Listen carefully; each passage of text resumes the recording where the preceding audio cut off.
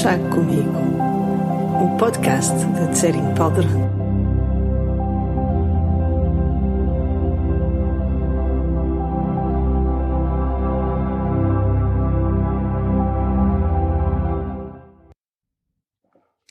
Há sempre tempo para uma chávena de chá, ou pelo menos eu acho que sim.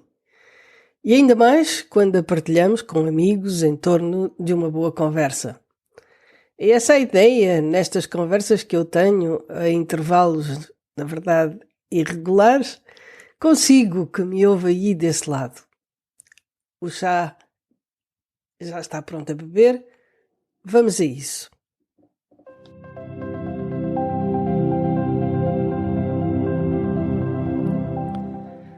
No último chá, e certamente tem alguns outros antes dele, falei dos 4 pensamentos ilimitados: o amor, a compaixão, a alegria e a imparcialidade. Eles são os pilares do método budista para desenvolver / reencontrar o nosso nobre coração. Entretanto, apercebi-me de que já falei bastante do amor, da compaixão e, no último chá, da alegria, e achei que estava na hora de conversarmos sobre a imparcialidade.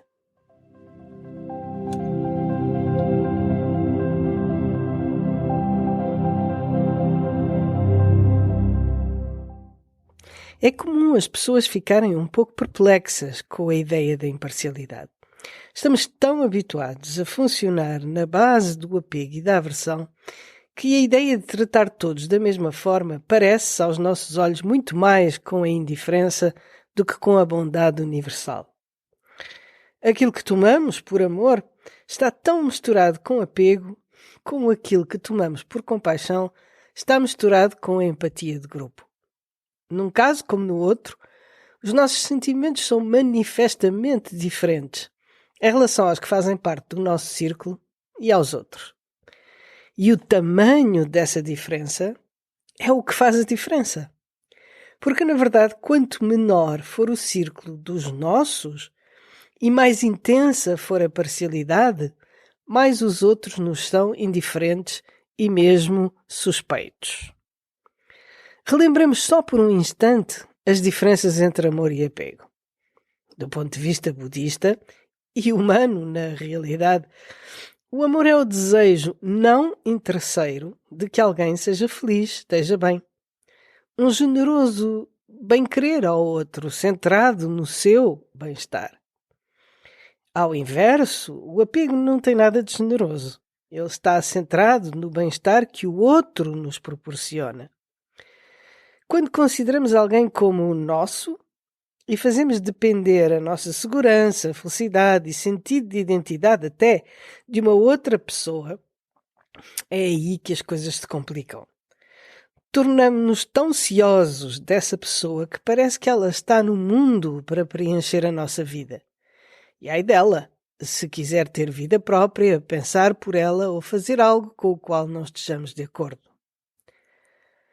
Claro que enquanto humanos imperfeitos que somos, os dois sentimentos andam geralmente misturados e temos dificuldade em distinguir claramente um do outro.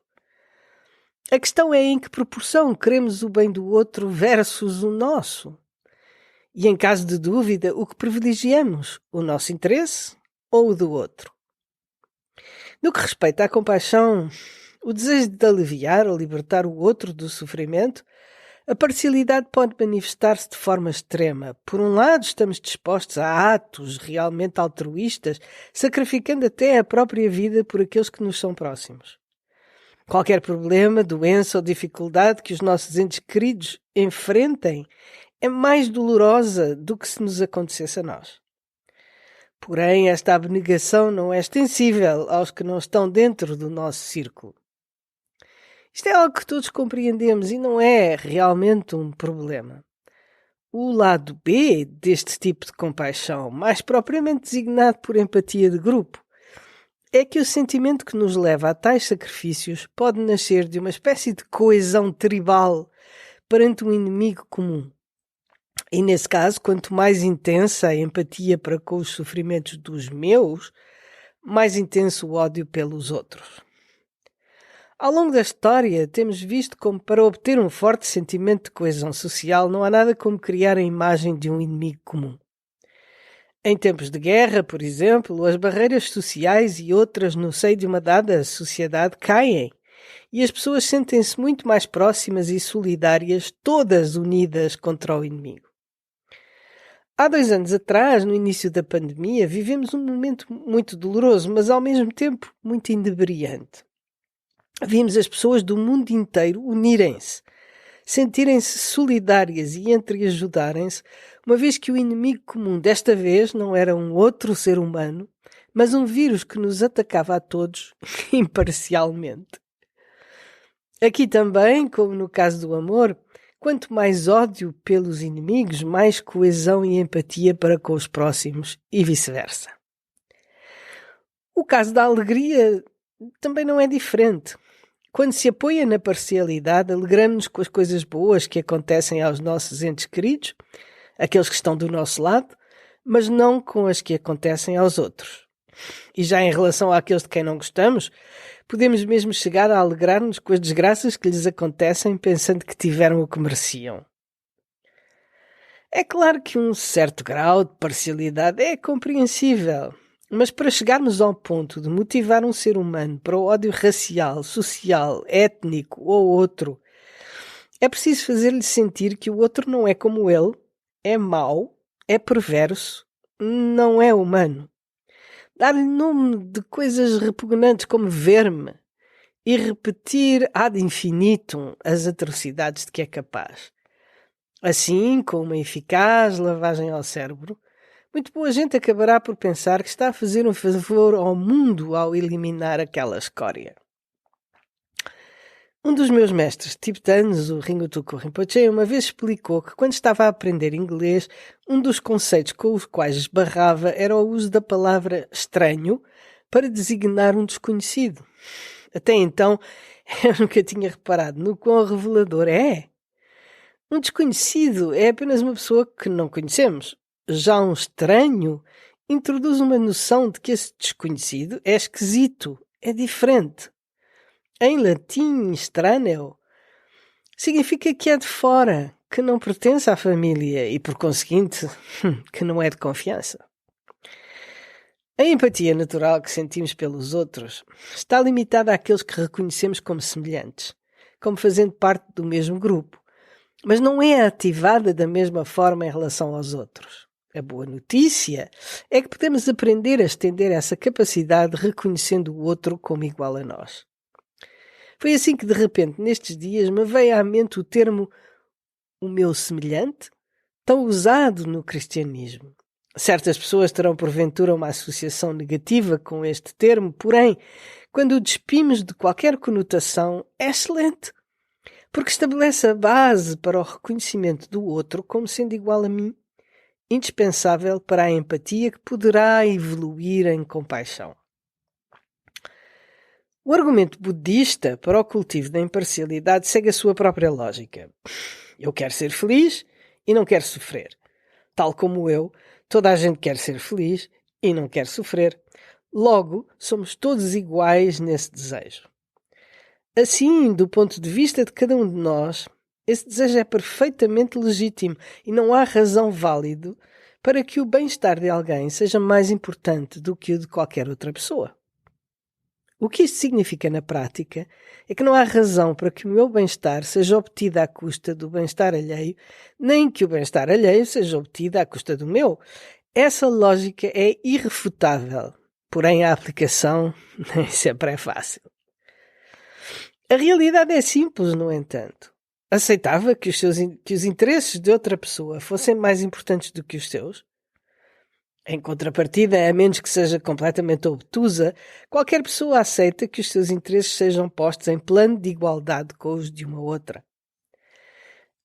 A base do altruísmo budista é esta perspectiva objetiva e igualitária, que respeita o bem de todos. Por isso, em todas as decisões da vida, para nosso próprio bem, é aconselhável optarmos por aquilo que melhor preserva os interesses de todos. Devido à noção errada de que o altruísmo é a negação dos nossos interesses, temos a impressão de que o altruísmo é apenas opcional. apesar de ser politicamente correto, positivo e admirável. Muitos de nós consideram o altruísmo uma atitude de boa vontade, apropriada para seres destituídos de ambição material, vocacionados para o bem dos outros, mas contraproducente para os seres comuns que na vida cotidiana têm de assegurar a sua subsistência, educar os filhos, pagar as mensalidades da casa, etc. A atitude altruísta de que aqui falamos é essencialmente a de um alargamento de visão. Em vez de pensarmos eu, pensamos todos nós.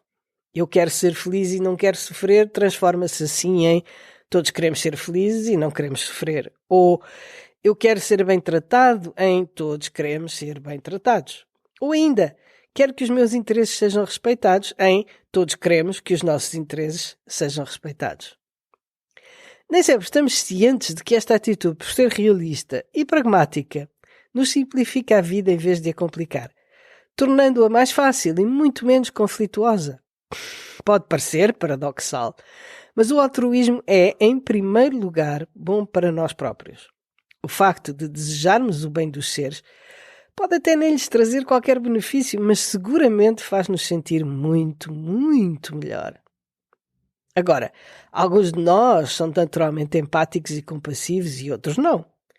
Independentemente do nosso ponto de partida, todos beneficiamos em cultivar esta qualidade humana. Então, experimente este exercício. Sempre que conhecer alguém novo, ou estiver com pessoas que já conhece, mas com quem não simpatiza, pode refletir sobre os 5 pontos que se seguem, procurando que não sejam apenas frases vazias. Olhe para a pessoa, discretamente, claro, ou imagine-a na sua frente e pense: tal como eu, esta pessoa só quer ser feliz. Tal como eu, esta pessoa quer evitar o sofrimento. Tal como eu, esta pessoa já sentiu a tristeza, a solidão e o desespero. Tal como eu, esta pessoa procura satisfazer as suas necessidades. Tal como eu, esta pessoa comete erros e também faz coisas certas. Repita este exercício as vezes necessárias, até sentir como é verdade em relação a qualquer pessoa, seja ela quem for. Treine-se onde quer que esteja, no local de trabalho, em família, nos transportes públicos, ou mesmo enquanto vê televisão.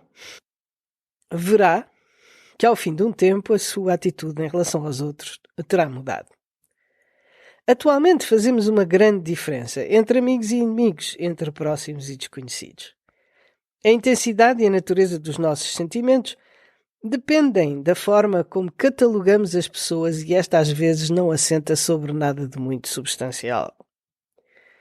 Uma vez que todos queremos ser felizes e não sofrer, seria lógico que procurássemos a companhia das pessoas que são fonte de bem-estar e evitássemos a das pessoas que nos fazem sofrer. Assim, de forma empírica, achamos que os amigos e próximos são aqueles que contribuem para a nossa felicidade e os inimigos aqueles que nos causam sofrimento. Porém, as coisas podem não ser bem assim. Pegue numa folha de papel e divida-a em 3 colunas. Pense em todas as pessoas que ao longo da sua vida mais contribuíram para que hoje seja a pessoa que é. As que mais o ajudaram a desenvolver as qualidades e as capacidades que hoje possui e as que mais influenciaram as suas opções principais. Do lado esquerdo da coluna, escreva o nome das pessoas que o fizeram de forma carinhosa, quanto amigos. E do lado direito, das pessoas que o fizeram de forma conflituosa.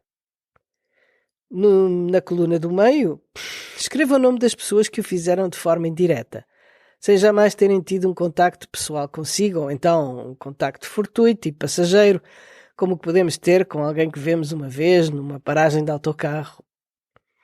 Guarde essa folha e vá preenchendo com o passar dos dias.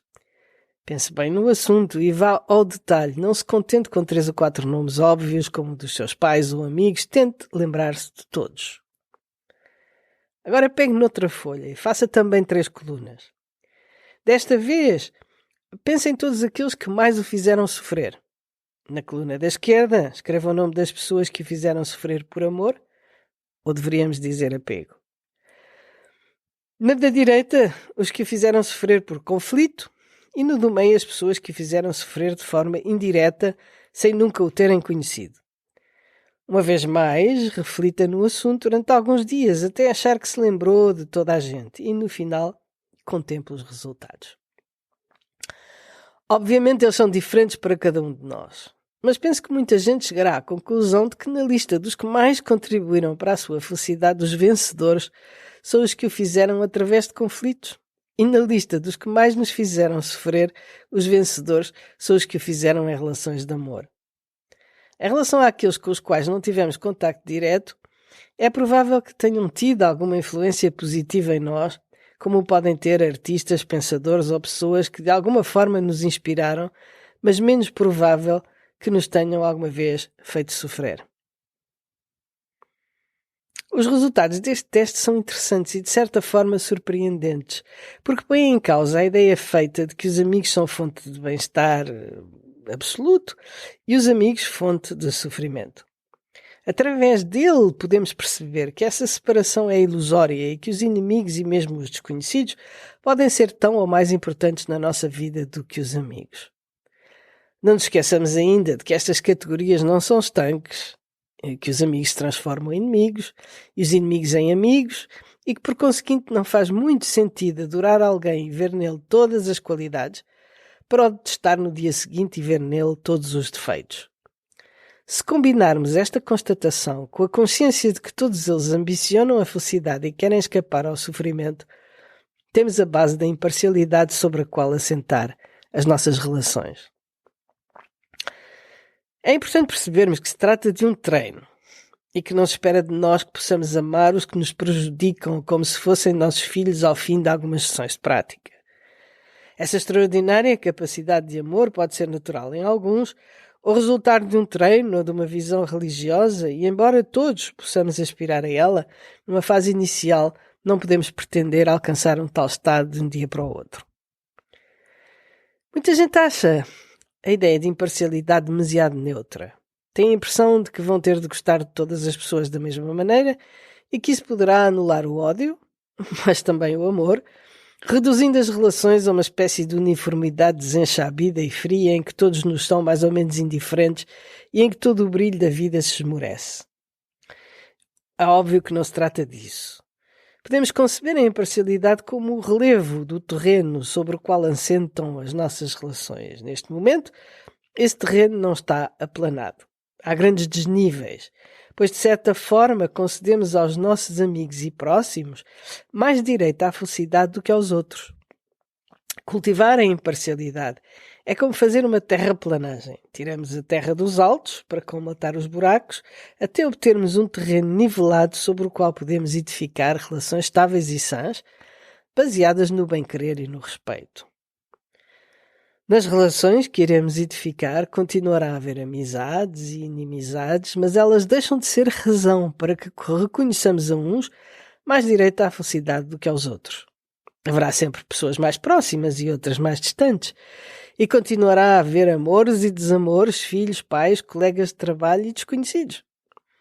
Cultivar a imparcialidade não significa que tenhamos de ser íntimos com toda a gente, mas sim que reconhecemos a toda a gente o direito a ser feliz. É importante ainda lembrar que o treino budista consiste em cultivar estes sentimentos em teoria, como uma forma de nos predispormos mais positivamente em relação aos outros. Treinamo-nos assim até que a imparcialidade do bem-querer a todos se transforme na nossa maneira de ser. E durante o processo, vamos aprendendo a aplicá-los nas diferentes situações do dia-a-dia em o que necessita de discernimento, bom senso e lucidez. E pronto, a minha chávena está vazia e embora ainda haja mais para dizer sobre o assunto, isso fica para outro encontro. Fique bem.